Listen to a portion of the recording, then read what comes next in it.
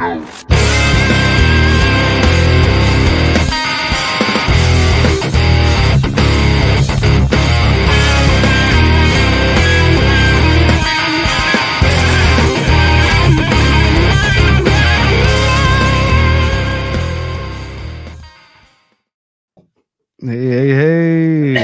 Yo, skibbity-yo. So you know that means another episode of the Bet You Didn't Know podcast. I'm Prince Adam. Dr. Fears. Woo! Skidaboo. Indeed. Couple days Back home in the saddle. Yeah, back from Texas and the long commutes, the long hours, the little sleep. Yeah. Yep. You know what, man? I don't feel the ride back really wasn't so bad, I don't think, right? Like it just was kind of. It's not horrible. It's not horrible, man. You just kind of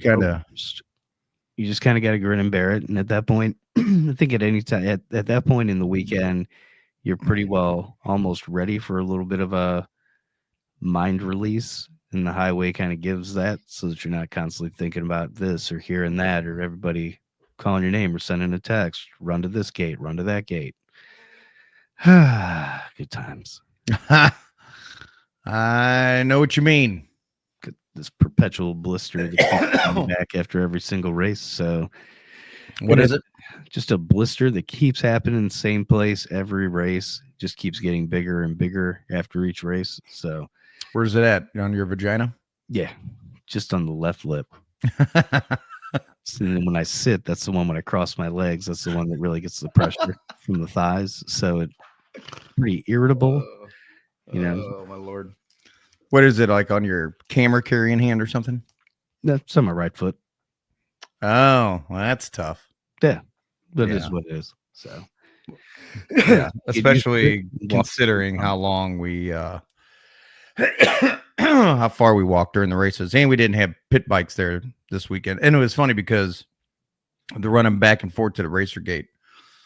I was like, oh, okay. Well, it's not that far, maybe about 100 yards. Mm-hmm. That's so horrible. Yep. You know, that 100 yards adds up. 30 Yeah, no shit it does. Yeah, no doubt about that. But I'll give it to Clyde. He's got the spongiest concrete out there, so I guess he's walking on concrete for days and days and days can be. He's got the most orthopedic friendly concrete out of all the tracks. Yep, he thought about everything when they poured that one. Yeah, he did. He's like, we're gonna put some foamy stuff. Carter Jackson, what's up, buddy? What is up, Mr. Winner's Circle? I mean, people should just start writing him checks just because. Yeah, I'll tell you what, you put up a Winner's Circle anywhere in the tri-state area or around that kid, he's just going to pop up in it. Yeah, oh, there's a race there? Why don't everybody just go ahead and head home? Yeah, I got this. I'm going to go ahead and take care of this one here. I got it all under control. Oh, you think you're going to win? Nope, go home. Walk on home, boy, as Phil Sama would say.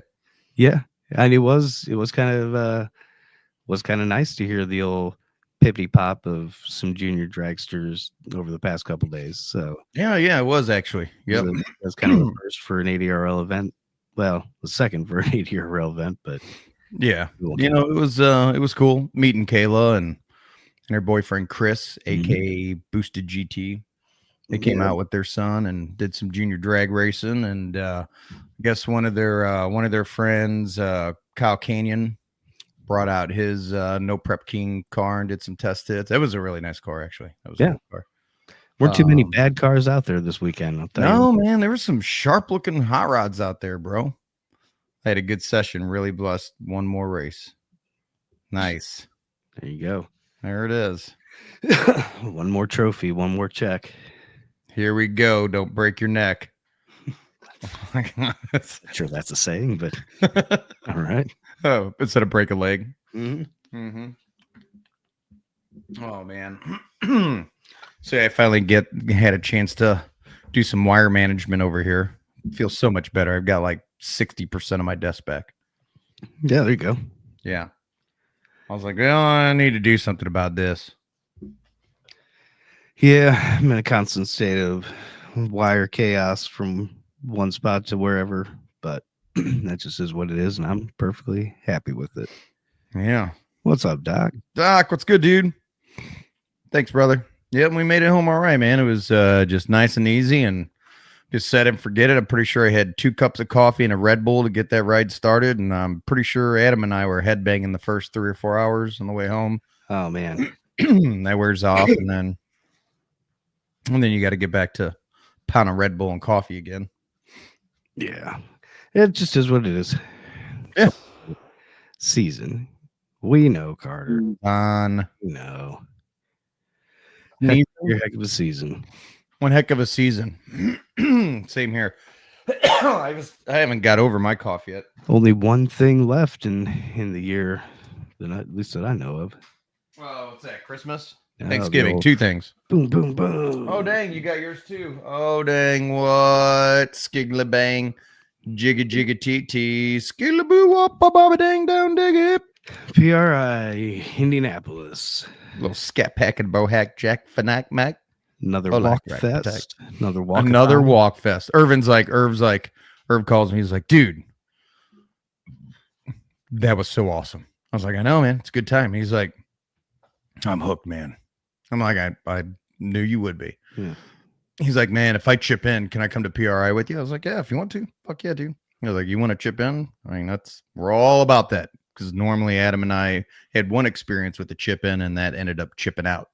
Yeah, it got chipped up. Got quite chipped up. And then we got stuck holding the chips. However, I did. He's like, so what do you do? And I'm like, well, what do? We tirelessly walk over and over and over and over for 2 or 3 days. That's what we do. And we meet people and we talk, we hang out, and it's fun. It's a good time. He's like, oh, okay. So, be careful what you ask for because you just might get it. Yep. When's the 25 schedule coming out? We pretty much have it. Oh, thanks, Kevin. Yeah, I appreciate that, man. That's my old JCM 2000 dual super lead head and my vintage 30 cab. It's my AV cab. I met you with Roy Lavender. Oh, I could tell by your picture, man. I remember hanging out over there. It was you and I think your brother. I think that might have been your brother. And it was Roy, and then you were hanging out with my buddy Irvin over there. You guys were hanging out talking.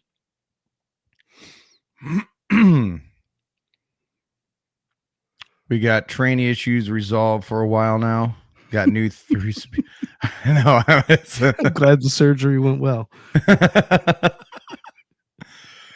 Got a new 3-speed 400 from PTC TTF. I have no idea what the last 6 letters stand for. Yeah, I think I got lost at 3-speed. I feel like I've got a good grasp on that one, but then the number 400 and everything past that, lost. Melissa, what is up? Hi, Melissa. Man, I tell you what, that girl is an awesome photographer. Oh, it's okay. I knew exactly what you meant. Hey, us guitar players, you could have just had the first and last letter right. He's talking about your name. Sorry for the name it spells in the phone. No, he was. That was the original. No. Oh, he's talking about Marahal, Ryan. Well, I knew he meant Marshall, so it's all good. Yeah. Needs to defend his title. We understand. I got you. We'll see. I mean, I like the Rock. I'm not gonna lie. Nice. Hit a 71 100 watt super lead back a while. Nice. Hit a ball at the Huntsville race. Keep up what you're doing, my man. Thanks, Kevin. I appreciate it, brother. It was good. Yeah, she is an amazing photographer. Now, look, Randy Curtis is a good photographer as well. He's been at it for 30 years. Melissa, what I can say about Melissa is her passion comes through the lens, if that makes sense. Like her, just her effects, the framing, just the whole thing, man. I have never seen one bad picture. And then she can like put them together. Adam, you know the thing where it showed the picture of Bubba up top with the moon and the scoreboard, or the scoreboard below and the picture of Bubba on top, like that cool little dual. Melissa makes those. Gotcha. Mm-hmm. Performance torque converters and to the front. Makes sense. Now I'm catching it. Yes. Yeah, Melissa's really good, man. Sorry, it sounds like I'm dying over here. Jesus. Trust me, I can't get it out either. It's still stuck. I've got one ear clogged, one ear we're open. It's running at about 50%, but lungs are running at 25. Dude, I don't know what happened down there in Texas. I think it was the sudden shift of coming from Missouri to Texas.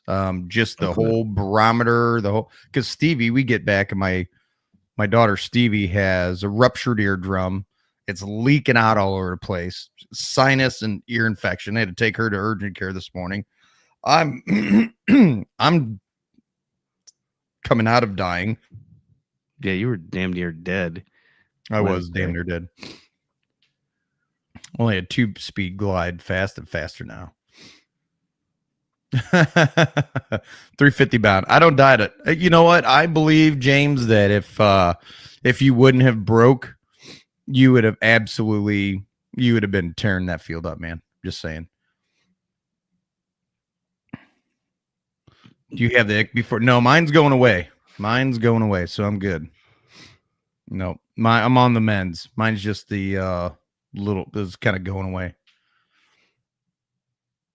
Yeah, his ears screwed too. My ear's screwed up. Stevie's ear screwed. I was sitting there Saturday while Stevie was leaking stuff out of her ear. I was sitting there playing with mine. Looked down at my hand and I got blood on my hand. So, I don't know what happened down there. Yeah, I don't know what the air was just so dry. I think. Yeah, my lips were feeling that part. Yeah, my kids got the flu, Melissa. They got that 3 weeks ago. My wife got it, and then I came down a week and a half ago with the sinus infection. Then I came to Texas, made it all worse. But now it's all clearing up, so I feel a million times better than I did. By the grace of Doug crossing over and hitting a pylon, you are correct. Frankie got it done. Had it not been for that, Frankie wouldn't have got that done. And what a hell of a thing to say. But that's what Doug's awesome for. Is that guy will throw that nitrous car up against anything, and there's not too many nitrous cars that want to take him, and there's pro mods that are like, man, I can't sleep on the tree, I can't we got to be on point. Doug will catch you. Look at it this way, the fact that he can consistently run 57 58 like that and just chop the tree every time, like, you have to be on your game or he will catch you. That's just the bottom line. Yep. Yeah, that's right, Kevin. I have been, as a matter of fact. James was saying he made, and this might make more sense to you, at that hit he made down at Texas, he made 60 pounds of boost. That was a ton. I was thinking 48. Now, I know, James, you had said after changing the pulleys, you were thinking you were going to be up at around 70 or something like that. She sounded mean heading up to the line. Yeah, she sounded really good, man. I'm going to keep my finger on this mute button as to save everybody's ears from my hacking. Apologize ahead of time. Understandable. I've had mine hovering for the same reasons. If you see my lips moving and no sounds coming out, it's because I'm talking.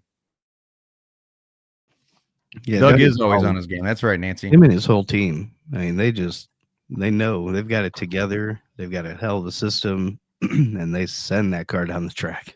Dude, I'll be honest. I don't know how long it's been since Frankie's been that consistent and that fast. You're talking 52s, 51s. Dude, that is some lightning shit. Night. So, yeah, it kind of started Friday night with that 57 that he hit. Yeah, and then it kind of worked his way down. Yep, he had a low ET.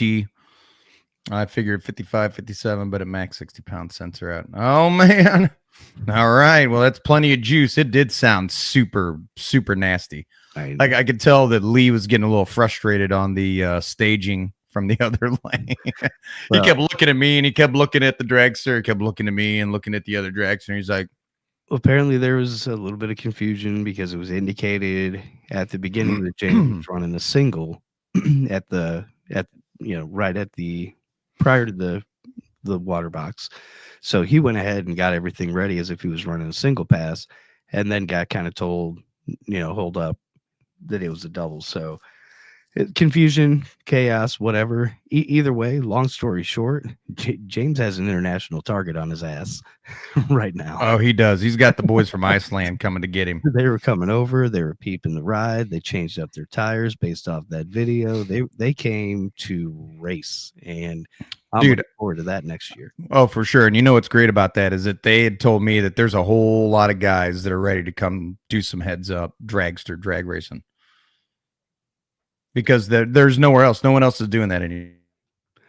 Yeah, and even if they are, they're running it with like we've talked about. There's it's basically an index to where there's a breakout, 365 or whatever the arbitrary numbers are that get thrown out there. No, dude, they were running indexes at like, I mean, it was something silly like what would they say, 430, 60? I don't know, something like that. But they had to have dial-ins. I mean, they can't do where they run. They're not allowed to do heads up drag racing. Yeah, that's silly. I think after this race, James, that field's going to get pretty hot and heavy, and then we'll have to switch it out. Yeah, we had 2 first-timers to the ADRL Extreme Dragster class that made it to the finals. Some funny cars. Yeah, we had first 2 funny cars that have popped up and shown up. Loved it. So yeah, that was awesome. And that young girl, what's her name? Jade. Well, was it Jade? Yeah, I think it was Jade Cook in the yellow card Nemesis. Yeah, that's right. Yep. Actually, I just talked to her dad today. Yeah. Oh yeah, man. She was super excited. She ran fast. Yeah, she did. She did. Yeah. So it's always great. That's the cool part of any of the races is, of course, catching up with the other people, getting, late night sexy text from some of the racers. I'm not gonna name any names. I got a real late, almost 2 a.m. You up ? Text. And boy, my heart went a pitter patter. Oh, I bet that's I can only guess. So nope, it wasn't James. Not this time. But it's always good to run into the boys. Now the old landlord was checking to see if he was able to get into the. Oh, that's right. Yeah. So I thanked him for that joy. The overnight texts. Yep. The overnight stacking texts. Yeah. Where it says gates close at 8, they open back up at 9 a.m. the next morning or 10 a.m. And then at 2 a.m. you get, hey man, are you there? It never fails. There's always extra rigs in the lot that when you get there. We do sound like shit. Adam and I are over here dying. Oh, yeah, we do sound like shit. This is 100% effort, energy from me right now. So same here. Yeah. Well, and I tell you, when you spend 3 days yelling over burnouts and screaming on the mic, and by the way, we picked up another 1,500 followers. Dude, we're almost at 32,000, but we picked up another 1,500 followers in 2 days. That's great, man. I loved it. Hate that we missed it and missed meeting Clyde. Yeah, man. Clyde's such a good dude.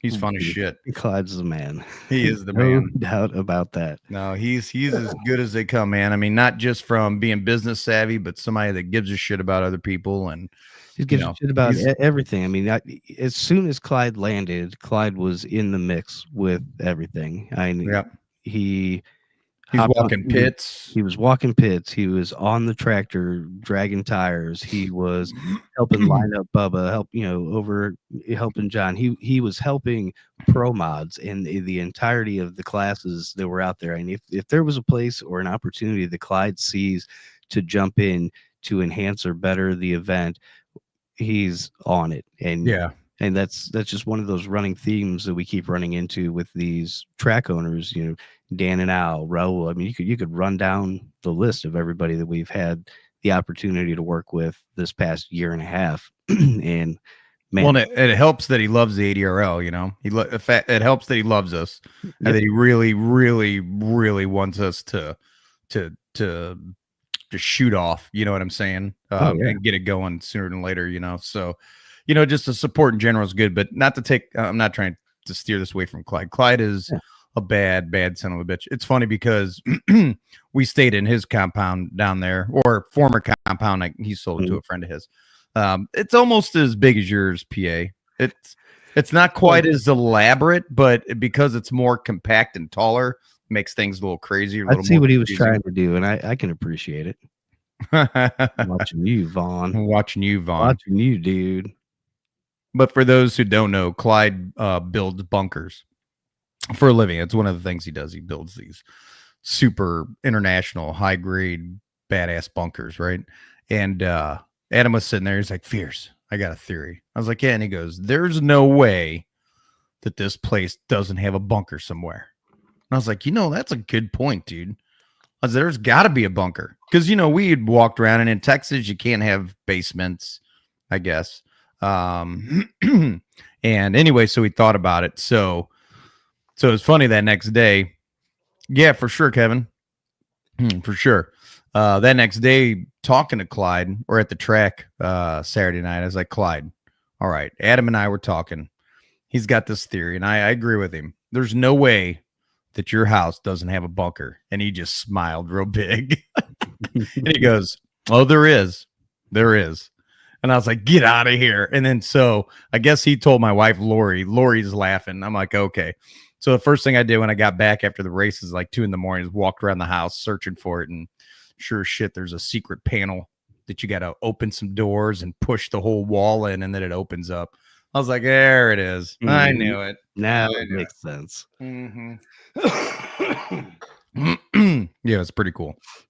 Yeah, it was definitely cool. I mean, and compound is an accurate way of describing it. What a lake, what a boathouse. I mean, it was one of those places to stay at that we stay at, and you're like, damn, we have to go to the races because there's not an opportunity to enjoy the majority of this property, which is that beautiful lake that he built.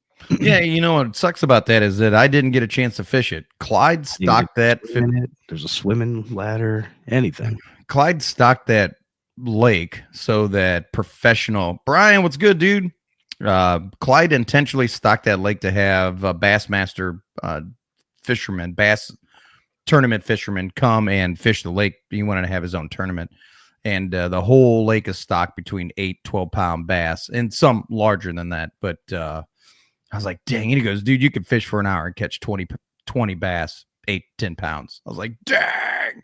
And and I'm a fishing junkie. The fact that I didn't get a chance to fish it, that hurt a little bit. Because when we weren't at the track, I was snuggled up in front of the fireplace having beers. I passed out. What was that, Friday night? Broke neck. Maybe. I couldn't even tell you. It might have been Saturday night. I think it was Saturday night. Yeah. Red, white, and blue shirt day. Was it really? Yep. I got you. Some bitch, Wade. Here you come in with these ideas. Come in out of the blue, and you just start throwing around ideas again. I love it. Wade's great for ideas. Oh, great. Wade's definitely great for ideas. I think it's a great idea, Wade.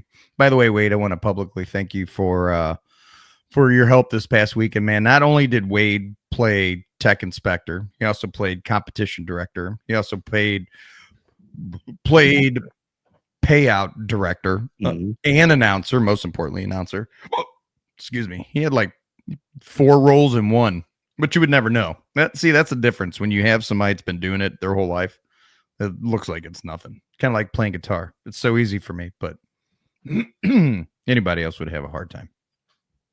But what about those ETs, man? It was great. NC Pro Modder came out. That was awesome. He's like, dude, I've never live streamed cars going that fast. I was like, really? He's like, dude, those are the fastest passes I've ever seen.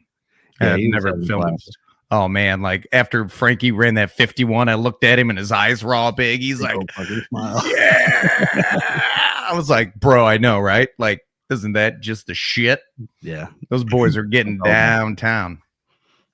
Real good. They were. Yeah. So NC Pro Modder was excited about it. We got Melissa Martini, who is just an amazing photographer, killing it for Clyde's track, dude. Jeez Louise.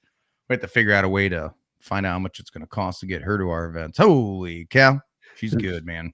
Kind of nice to be there for the final pass of the landlord's Corvette. Not knowing that at the time, but yeah, haven't been there for that. That was special. Yeah, I don't know how many folks are watching that knows that Clyde bought Quartermax chassis and racing parts. Yeah, and RJ race cars. Yep. So now he's the new owner. And I think the landlord is the first one to buy a new race car from Clyde. So he's got a brand new RJ chassis coming to him here pretty soon. Hopefully. Among some other ones, but I don't know that I have the liberty to discuss that. All I can say is ADRL 2025 is going to be hot. That's all I got to say, folks. That's all I got to say. So I'll, and you know what? I'm really enjoying the Quick 8 setup. I am. I like the 8-car field. I mean, we could do more, but I like more classes with an 8-car field. I like that. I think that's a good streamlined fast class. Because look, I don't know that there would even be 16 cars that are going to be able to compete with how fast these guys are going to go. Are going right now, to be honest with you. Although some do just like to come out and run. I don't see what that's. I personally don't see what that's any different than what we've been running, because it's always broken down to an 8-car field at the end, or at least at the time of eliminations in the ladder. So I feel like when you throw out somebody saying a Quick 8 series, that it doesn't really promote or foster the environment that's going to draw more than 8 cars. It's the formality. It's the formality. It's going, if 11 cars shows up, instead of putting them on a 16-car ladder, it's putting them on an 8-car ladder. Mm. Yeah. So then those couple have to bang. That's the Quick 8 concept, right? So they've got to compete to get onto the ladder, which before we had been putting them on a 16-car ladder, which has made it a little weird. Yeah. So I mean, does doing something like that, and like you say, expanding the classes, would that provide? And I'm just talking. I mean, is that something that would then lead to, or give the opportunity for like a B type thing, if you had, the blessings of 24 cars just showed up? I don't know. Maybe just some buybacks. What? Pro mod buybacks? See you, Kevin. Yeah. Sullivan is a bad man. And with a new chassis and setup. You give him a new car with a new setup. Look out. And I'm pretty sure his crops were plentiful this year. So I have a feeling there's going to be a lot of nice new greatness over there. I think his trophies were plentiful as well this year. Yeah, no kidding, right? So harvest of trophies this year. No poop. No poop. I'm not sure what that means, but that's cool. No poop, Wade. I don't. No buybacks. Oh, no buybacks.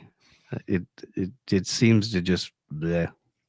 Yeah. What seems to what? Buybacks. I'm not a huge fan of them. Why? I just don't feel like they add any value or anything to the event. What do you mean? There's no value to those to a spectator, because they don't know nor care for the most part.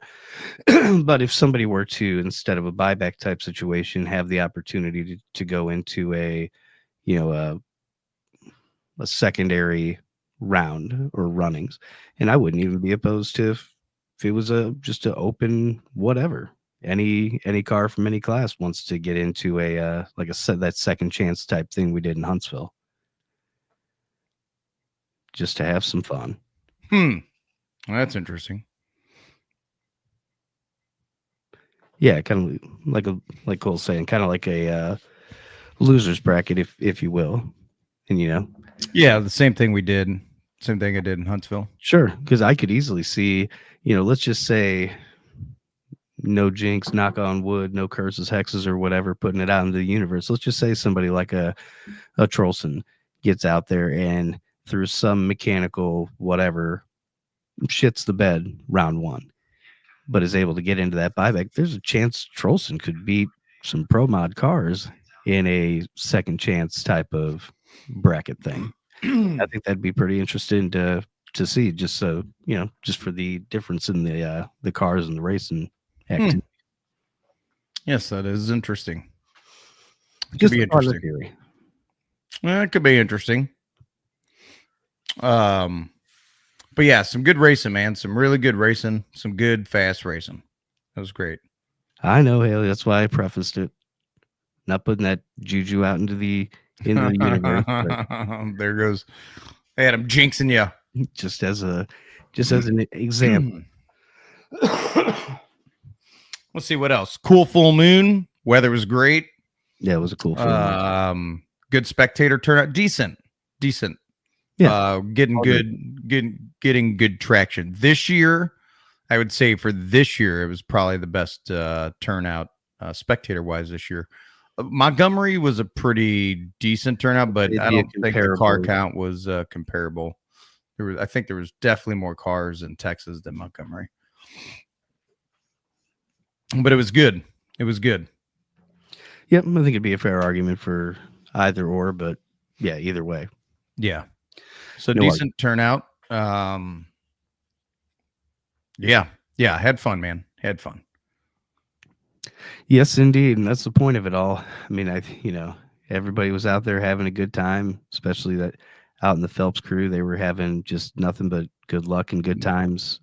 The bon temps roulette over there. I felt so bad for that whole team with what all they had to go through this weekend. It was just issue after issue with the car. Which team was that? Daryl Phelps? Yeah. But that's just how it happens sometimes, unfortunately. Yeah, man. I mean, he wasn't for lack of trying. I'll give him that. No. Yeah, no. I mean, and he came all that way, man, to run. Had it put together. And I think they fixed. They had the first issue was a cam sync pin. Then they got that taken care of. Then they sucked the sponge into the motor. Then they had an oil pan or an oil issue where they dropped some oil. And then the final one was a fuel filter. So they had 4 or 5 different problems that they encountered over the weekend, and were able to overcome 4 of them at least. But that final one, they just didn't have the chance or time, and it was the last opportunity to run. So hated not being able to see Juster go down the track, but boy, always love seeing that car. Well, yeah, it's so beautiful. It's such a nice car. Wade Mooney, guess who's getting gloves for Christmas? Ooh, gloves are nice Christmas gift. Yeah, you mean like boxing gloves? Maybe catching these hands. I could see Wade being a boxer. I know he's athletic. I think he wrestled. Is that what he said? He was a wrestler. I don't know. Maybe. I don't remember. I don't remember. Not I. I was too busy with band. That was my physical band camp. Yeah, that was my physical activities in high school. Band. Yep, until they brought the rugby team in my senior year, and I played that. That was fun. You played rugby? Yep, just 1 year. Oh, that's cool. Were you the scrum? I was involved in them. I was the left hook. Sweet. So it's right up in the mix. Right by where they drop the ball. So they drop the ball, you'd be pushing people and try to kick the ball backwards to your littlest, fastest guys back there. They pick it up and haul ass until they get clobbered. Yeah. Could you run? Did you grow up playing soccer? Yeah, but I'm a goalie. In any sport that had a goalie, I'd play goalie in it. No problem. Yeah. James dodging these balls. James is getting some gloves for Christmas.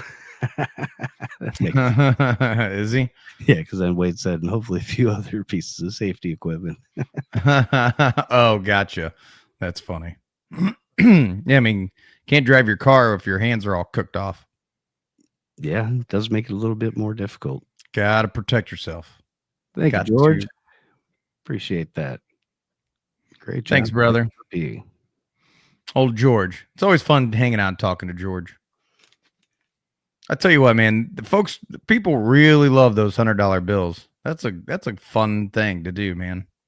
I really love that. People are pissed off about cash. Isn't that weird? What's that? Not too many people get pissed off about cash. It's kind of weird. I know, right? Strange how that works. Yeah, no. Excuse me. No, that $100 giveaway, man. People just eat that shit up. I loved it. Yeah, so we had somebody got overcharged for spectator entry. Look confused. Posted it on Facebook. So then I reached out to him, figured out who it was, called him on the intercom over to the tent, refunded his money, gave him a t-shirt, and come to find out, he's from Southern California, so that's where my family's from. And I started naming off towns, and he said, "Oh, I'm from Victorville." And I was like, "Oh, have you heard of Carmen's Ponderosa, which is a ranch on the side of the mountains? It's a famous ranch up on the side of the mountains, Victorville and Hesperia." Come to find out, his band used to play there, and he knows my uncle and my aunt really well. And it was just a really small world story. And so, like, we all bonded as kids, just had an amazing time. And then we go to draw for the $100. I give the phone to Keith, owner of Proud American Side-by-Side Dragsters. He picks a name, and it was Mike, the same dude. I was like, get out of here. No way, man. Like, it was so bizarre. So, not exactly an appropriate gift for it. Oh, you're fine. Him and Haley are talking. Oh, chats. Oh, gotcha. If you're trying to figure out or connect everything, just gonna derail it all. Yeah, okay. So, yeah, fair enough. Keith was making the selection. Yeah. And so it ended up being that guy that I was talking to earlier that I refunded his money to. So it went from being, damn it, got overcharged, blah, blah, blah, to it was the greatest night that he's ever had. And his kids, I mean, it was just so great, man. Anyways, until the final cars, they tried leaving 3 times, but every time they did, they'd look over, they'd turn around to head to the parking lot, and there'd be another car on the staging lane. And they're like, "You gotta stay. We can't leave. Can't leave. We cannot leave." I can't blame them. Nope. I get it. And the grudge racing, dude. What about the Hellcats versus some Hellcats? The damn world is what it felt like out Cadillacs. there. Oh man. Yeah, they were racing for 20. The one was 26K. Yeah, there were 3 20K, I think, races that I saw happen. And boy, that Hellcat just ate them up. Yeah, he did, dude. That V had no chance. And he hadn't made it down the track the whole time. And I was just thinking to myself, every time I'd seen that Cadillac, he'd always done the same thing over and over and over. So, and the Hellcat had been kicking ass all night long. Right. That was a no-brainer bet. I would have put 20,000 on that one. I would have too. Yeah. I don't know. But I think there was was it a Camaro that he raced in one of the rounds that was really pretty? It had some nice, real light blue and dark blue paint job to it. It just real nice looking. Like an old 60, like a 69 or I can't. No, there was a newer one. There was a 60 real nice blue Camaro with white racing stripes down the center, and it was just pretty. Yeah, there were some good ones. There's some nice cars out there. And that minivan, what the hell was that thing doing out there? It was a wheelie. It never did a wheelie. I don't know what happened. That sucks. It came to do a wheelie, but it never did a wheelie. It looked cool. And a couple station wagons that were running in those index classes. So it's always interesting to see what cars people turn into index cars. But no, good racing, good event. It was fun. Finally caught some good flow on Saturday. Everything got humming and running. Yeah. Friday night was not optimal, but I think that as we kind of got into Saturday, the flow and the rhythm started picking up, and I know Wade said that he really enjoys it when the race is just going and it's moving and a grooving, and not a lot of no wrecks, no oil downs, just not a lot of downtime. Yeah, man. And there wasn't. I mean, it was just runs after runs after runs after runs. It was great. Yeah, there was always something happening on the track, which was good. Can't be upset about that. Cannot be. No, and good fast times too, so that's good. Yeah. No world record, but hey. You know what though, man? I mean, look, these guys are consistently, and you're right. However, man, these guys now are running low 50s. I mean, yeah, it's not far off. When low 50s are becoming consistent, then all of a sudden high 40s become the outlier, which then doesn't become that much of an outlier. And now here we are at 3s. Well, yeah, it's just how it goes. So yeah, it didn't happen at this event, but it won't surprise me if in the nearish future we see something pretty amazing. I don't disagree. It's just a matter of time. And who? I mean, Landlord's on a mission. He's like, it's time to upgrade. He said it's time to upgrade. Yeah, it's Tuesday night, so Frankie wasn't out there fucking around. So I mean, I don't know. Is it as assured of a Bubba thing? Is it going to be one of those?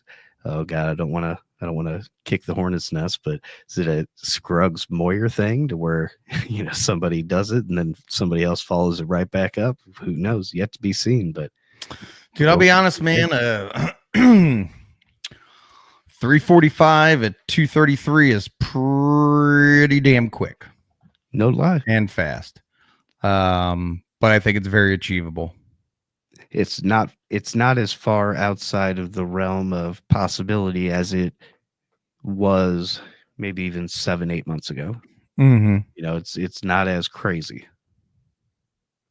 So should be interesting to see how it all unfolds. I agree.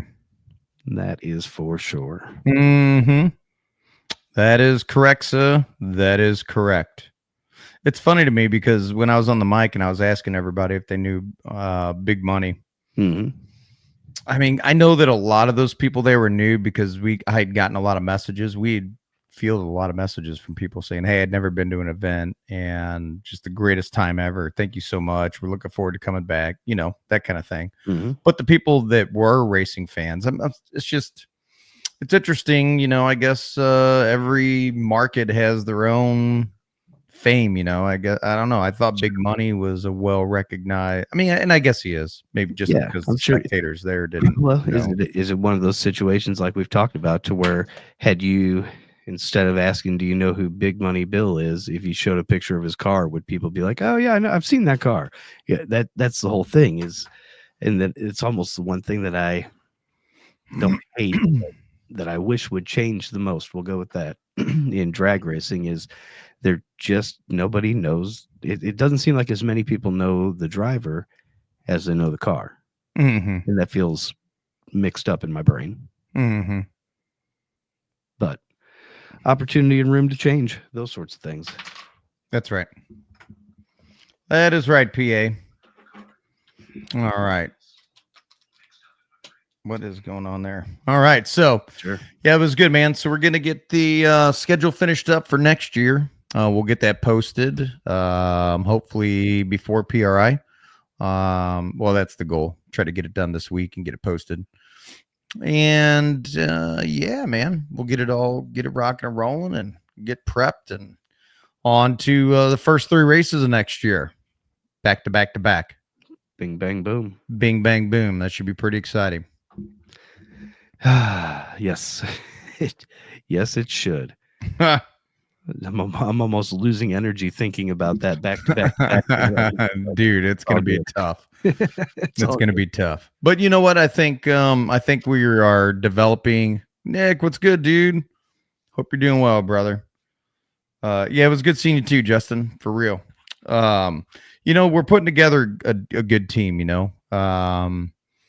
Lori loves doing it. Her sister loves doing it. My stepmom, Virginia, she loves helping out. Wade definitely knows what he's doing. So I think that as we go along and pick up some people, these events will be smoother and it'll be a little less hectic. We can start having some kind of get back to what we used to do with getting our team meetings all set up and, working together to get it rocking and rolling. Indeed. Oh, but I'm looking forward to PRI. I don't know why I'm yawning, but I just did. Whatever. Yeah. Deal with it. Yeah, I am though excited to get to PRI, man. It's always a good time. Yeah. Should be it'll be better seeing it for the second time, so it's not all kind of taking it in new, trying to figure things out or come up with a game plan, so you can kind of get an idea. You got a better idea of what you're getting into right off the bat, and then on top of it, throughout the year we've met more and more and more people, so more and more people will be familiar up there, so that'll be nicer as well. Yeah, and we'll understand the concept of the flow of the event and where the rooms are, hopefully, and what personalities of celebrity to stay away from. Yeah. Boy, man, I mean, I respect folks, working hard to get to where they're at in life. But you don't have to be so pretentious about it. I know some ultra successful and well-known people. You would never know. They don't act like that. Yeah. Crazy, don't. crazy, but Mm-hmm. teach their own. Yep. Sweet. Well, we can wrap this one up for this week and Sounds good. Rest, recover, come back stronger, and hopefully with better voices on Thursday, where we will continue to talk more talk and walk more walk. That's right. All right. Well, until Thursday night, I bid everybody adieu. Dan Lucas. Yes. Having a good night, brother. And I'm going to go to bed pretty early tonight, I think. It sounds like 9:00 is good. So I got 2 minutes. Yeah, I think I'm going to fill the tub, throw in some eucalyptus bath salts, and let Calgon take me away. Okay. Well, I'm not sure I'd tell everybody that, but that's okay. I don't give a shit. I'm just kidding, dude. You go bath yourself into heaven. You know I will. All right, brother. I'll see everybody later. Have a good night. I'm Dr. Fears. I'm Prince Adam. And we'll catch you on the flip side. Yay. Piece of chicken grease. Bulls on parade. Oh, shit.